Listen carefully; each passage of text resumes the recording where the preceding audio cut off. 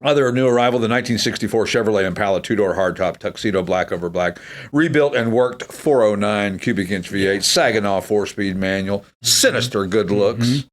Well done SS Tribute. That's a good-looking car. That is a good-looking car. Yeah, good-looking car. 336 rear.